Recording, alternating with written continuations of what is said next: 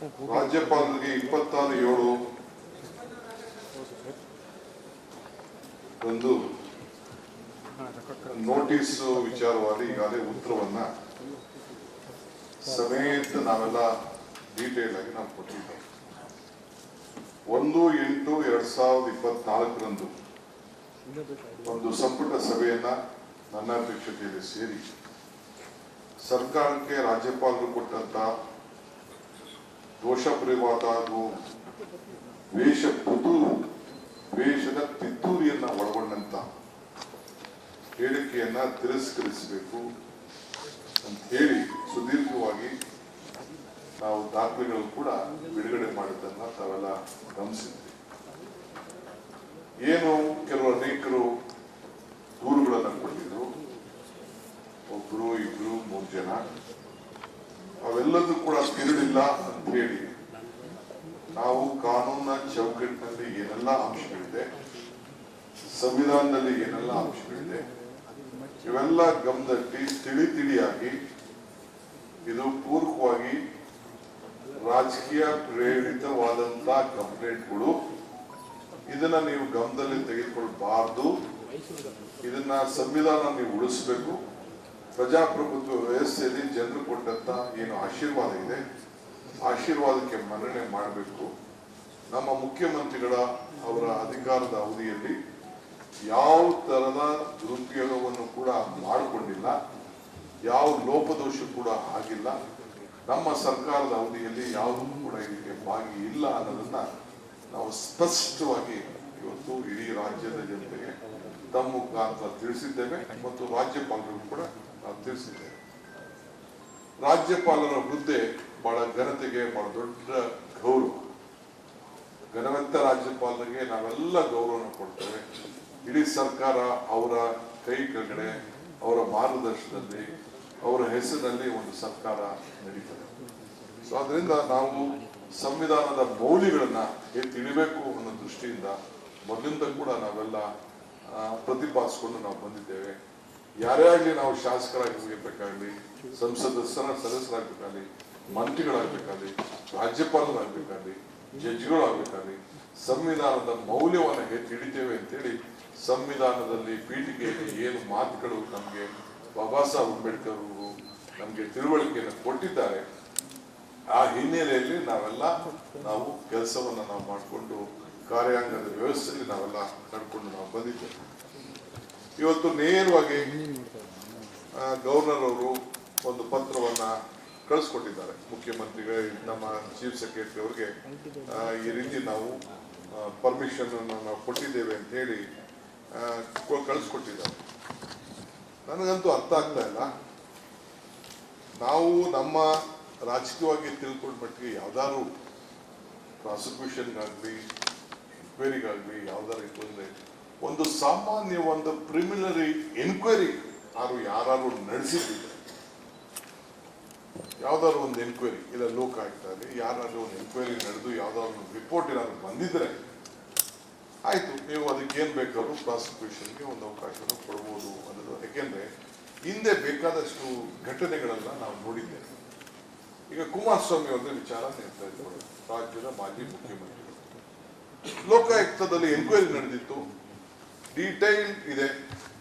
ಅವರು ಡೀಟೈಲ್ ಸುಮಾರು 23/11/23 ಲೋಕಾಯುಕ್ತ ಅವರೇ excellency the governor of Karnataka ರಾಜಭವನ್ಗೆ request of issue of prosecution sanction order in number 16 crime number 16/2014 420 465 468 409 120B 511 IPC 186 113 ಅಂತೇಳಿ PC Act 1988 and 21 and 23 of Amendment Act 1957 ST Lokayukta ಅಂತೇಳಿ ಅವರು subject ಮಾಡಿ the special investigation team Karnataka Lokayukta was constituted DPR so and so dated 24/1/2004 to investigate the case of illegal iron ore mining sanctioned in Karnataka Lokayukta report 22/11/2013 and 6/6/2000.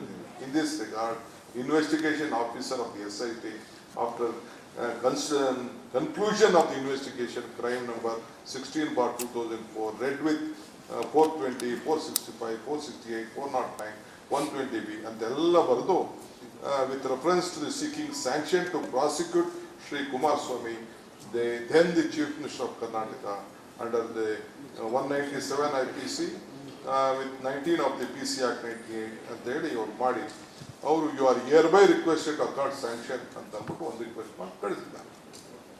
ಅದಲ್ಲದೆ ಒಂದು ಮುಖ್ಯಮಂತ್ರಿ, ಮಾಜಿ ಮುಖ್ಯಮಂತ್ರಿಗಳು, ಇನ್ನೊಂದು ಜನಾರ್ದನ್ ರೆಡ್ಡಿ ಅವರು ಇದೇ ರೀತಿ 13/5/2024 ಕಳಿಸ್ಕೊಟ್ಟಿದ್ದಾರೆ. ಇನ್ನೊಂದು ಭೀಮಪ್ಪ ಗುಂಡಪ್ಪ ಸಮಾಜ ಸೇವಕರು ಶಶಿಕಲಾ ಜೊಲ್ಲೆ ಅವ್ರ ಮೇಲೆ 9/12/21 ಅದು ಕೂಡ ತನಿಖೆ ಮಾಡಿಬಿಟ್ಟು ಅದಕ್ಕೂ ಕೂಡ ಪ್ರಾಸಿಕ್ಯೂಟ್ ಪರ್ಮಿಷನ್ ಕೊಡಬೇಕು ಅಂತ ಅದು ಕೂಡ ಒಂದು ಕಳಿಸ್ಕೊಟ್ಟಿದ್ದಾರೆ. ಅದಲ್ಲದೆ ನಿರಾಣಿ ಅವ್ರ ಮೇಲೂ ಕೂಡ ಅದು ಕೂಡ ಬರೆದು ಅವರು ಸುಮಾರು 9/12/2020 ಅದು ಕೂಡ ಅವರು ಒಂದು ನಿರಾಣಿ ಅವ್ರ ಮೇಲೂ ಕೂಡ 13/5/2004 ಅದೆಲ್ಲ ಕೂಡ ಕೆಲವೆಲ್ಲ ಲೆಟರ್ಸ್ ಎಲ್ಲ ನಮ್ಮ ಹತ್ರ ದಾಖಲೆಗಳು ಕೂಡ ಸಮೇತ ಇದೆ ಮಾಡಿ ಕಳಿಸ್ಕೊಟ್ಟಿದ್ದಾರೆ. ಅವೆಲ್ಲ ಕಳಿಸ್ಕೊಟ್ಬಿಟ್ಟು ಎನ್ಕ್ವೈರಿಗಳು ನಡೆದಿದೆ. ಒಂದು ಸ್ಟೇಜಲ್ಲಿ ಮಾಡಿ ಪರ್ಮಿಷನ್ ಮಾಡಿ ಪ್ರಾಸಿಕ್ಯೂಷನ್ ಕೇಳಿದ್ದಾರೆ. ಈ ಕೇಳಿದಂಥ ಸಂದರ್ಭದಲ್ಲಿ ಅವೆಲ್ಲ ಇನ್ನೂ ತೀರ್ಮಾನ ಇಲ್ಲ. ನಾನು ಕ್ಯಾಬಿನೆಟ್ ಪ್ರೆಸ್ ಕಾನ್ಫರೆನ್ಸ್ ಹೇಳಿದಂಗೆ ಒಂದೇ ದಿನ ವಿತಿನ್ 24 hours ಒಂದು ಲೆಟರ್ ಬರ್ತದೆ. ಇಮಿಡಿಯೇಟ್ಗೆ ಗವರ್ನರ್ ಸಾಹೇಬರು ಮುಖ್ಯಮಂತ್ರಿಗಳಿಗೆ ನೀವು ಇದಕ್ಕೆ ಉತ್ತರ ಕೊಡಿ ಅಂತ ಕೇಳ್ತಾರೆ, ಶೋಕಾಸ್ ನೋಟಿಸ್ ಕೇಳ್ತಾರೆ. ನಾವು ಅದಕ್ಕೆ ಕೇಳಿದ್ದೇವೆ, you can't within 24 hours 200 page 150 page ಇದೆ, ಏಕಾಏಕಿ 24 hours ಬರೋಕ್ಕಿಂತ ಮುಂಚಿತವೇ ನೀವು ಲೆಟರ್ ರೆಡಿ ಮಾಡೋಕ್ಕಾಗಲ್ಲ. This has to be enquire ಆಗಬೇಕು ಅಂತೇಳಿ ನೀವು ದಯವಿಟ್ಟು ಇದನ್ನ ಗೌರವಯುತವಾಗಿ ಇದನ್ನ ತಿರಸ್ಕರಿಸಬೇಕು ಅಂತೇಳಿ ನಾವು ಅವ್ರಿಗೆ ರಿಕ್ವೆಸ್ಟ್ ಮಾಡ್ಕೊಂಡಿದ್ದರು. ಆ ರಿಕ್ವೆಸ್ಟ್ ಮಾಡ್ಕೊಂಡಿದ್ರು, ಅವರು ಅದಕ್ಕೆ ತಿರಸ್ಕಾರ ಮಾಡಿ ಇವತ್ತು ಅವರು ಈ ಪತ್ರವನ್ನು ಇವ್ರ ಕೈಲಿ ಅವರ ಸೆಕ್ರೆಟರಿ ಪ್ರಭುಶಂಕರ್ ಅವರ special secretary governor of Karnataka ಅವ್ರ ಕೈಲಿ ನಾವು ಏನು ಪ್ರದೀಪ್ ಕುಮಾರ್ SP, TJ ಅಬ್ರಾಮ್ ಮತ್ತು ಸ್ನೇಹಮಯಿ ಕೃಷ್ಣ ಅವರು ಅಲಿಗೇಷನ್ ಮಾಡಿದ್ದಾರೆ. ಈ ದೃಷ್ಟಿಯಿಂದ ನಾನು ಪರ್ಮಿಷನ್ನ ತನಿಖೆ ಮಾಡಲಿಕ್ಕೆ I here by Accord sanction against chief minister Siddaramaiah under 170A ಅಂದ್ರೆ ಅದೊಂದು 17A ಅಂದ್ರೆ ಅದೊಂದು ಎನ್ಕ್ವೈರಿ ಮಾಡಲಿಕ್ಕೆ ಮತ್ತು 1998 ಇದ್ರ ಪ್ರಕಾರ ಮತ್ತು 218 ಪ್ರಕಾರ ಭಾರತೀಯ ನಾಗರಿಕ ಸುರಕ್ಷಣಾ ಸಂಹಿತೆ ಪ್ರಕಾರ ಇದಕ್ಕೆ ಮಾಡಬೇಕು ಅಂತೇಳಿ ಕೊಟ್ಟಿದ್ದಾರೆ. ನಾವು ಹೇಳೋದು ಇಷ್ಟೇ, this is purely not mister Siddaramaiah.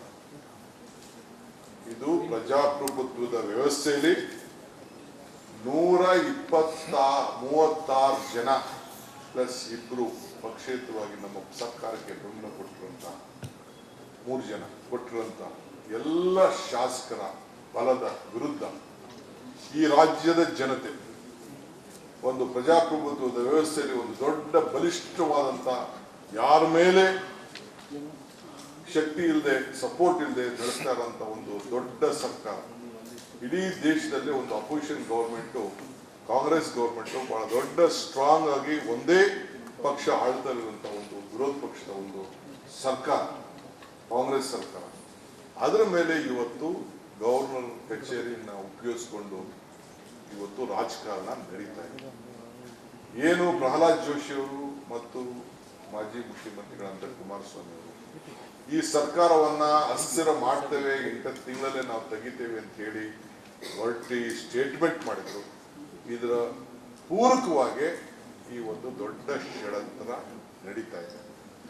So ಅದಕ್ಕೆ ನಾನು ಈ ಸಂದರ್ಭದಲ್ಲಿ ತಮಗೆಲ್ಲ ಈ ರಾಜ್ಯದ ಜನತೆಗೆ ತಮ್ಗೆ ಹೇಳಲಿಕ್ಕೆ ನಾನು ಬಯಸ್ತಾ ಇದ್ದೇವೆ, the entire state, the Congress party, the legislators and the cabinet stands behind Mr. Siddaramaiah. He is my chief minister. He will be the chief minister. We stand solidly behind him. The party also will have a proper program to support his case. There is no case. They have made a case without a case. So ಅದರಿಂದ ನಾವು ಕಾನೂನಿನ ಚೌಕಟ್ಟಿನಲ್ಲೂ ಕೂಡ ಏನು governor ಅವರು ನಮಗೆ ಏನು ಪತ್ರವನ್ನು ಬರೆದಿದ್ದಾರೆ, ಏನು ನೋಟಿಸ್ ಕೊಟ್ಟಿದ್ದಾರೆ, ಏನು ಪರ್ಮಿಷನ್ ಕೊಟ್ಟಿದ್ದೇವೆ ಅಂತ ಏನು ಹೇಳಿದ್ದಾರೆ, ಕಾನೂನ ಬದ್ಧವಾಗಿ ಹೋರಾಟವನ್ನು ಮಾಡ್ತೇವೆ. ಅದಲ್ಲದೆ ರಾಜಕೀಯವಾಗಿ ಕೂಡ ಜನರ ಮಧ್ಯದಲ್ಲಿ ಜನರ ವಿಚಾರವನ್ನು ತಿಳಿಸಿ ನಾವು ಜನರದ ಬಲದ ಮೇಲೆ ಈ ಹೋರಾಟವನ್ನು ಮಾಡಲಿಕ್ಕೆ ನಮ್ಮ ಸರ್ಕಾರ ಬದ್ಧವಾಗಿದೆ. ಇಟ್ ಈಸ್ ಅಗೇನ್ಸ್ಟ್ ನೀವೇನೇನು ಮಾಡಿದ್ದೀರಿ, ಗವರ್ನರ್ ಕಚೇರಿನ ಉಪಯೋಗಿಸ್ಕೊಂಡು ಬಿಜೆಪಿ ಕಚೇರಿಯಾಗಿ ಪರಿವರ್ತನೆ ಮಾಡಿಕೊಳ್ಳಲಿಕ್ಕೆ ಏನೆಲ್ಲ ಒಂದು ಹುನ್ನಾರ ನಡೀತಾ ಇದೆ, ಇದರ ವಿರುದ್ಧ ನಾವು ಹೋರಾಟವನ್ನು ಮಾಡ್ತೀವಿ, ಮಾಡಲೇಬೇಕಾಗಿದೆ. ಪ್ರಜಾಪ್ರಭುತ್ವವನ್ನು ಉಳಿಸಲೇಬೇಕಾಗಿದೆ, ಸಂವಿಧಾನವನ್ನು ನಾವು ರಕ್ಷಣೆ ಮಾಡಲೇಬೇಕಾಗಿದೆ. Whatever the notice has been given, whatever the sanction has been given, it is against the constitution and against the law. We all have respect towards the law. We have confidence that the law of this country will help us prevail up. Injustice will not be flown from the seat of justice. So ಅದಕ್ಕೆ ನಾವು ಕಾನೂನಿನ ಸಮರವನ್ನು ಕೂಡ ಮಾಡಲಿಕ್ಕೆ ನಾವೆಲ್ಲ ಸಜ್ಜತೆಯನ್ನು ನಾವು ಮಾಡಿಕೊಂಡಿದ್ದೇವೆ.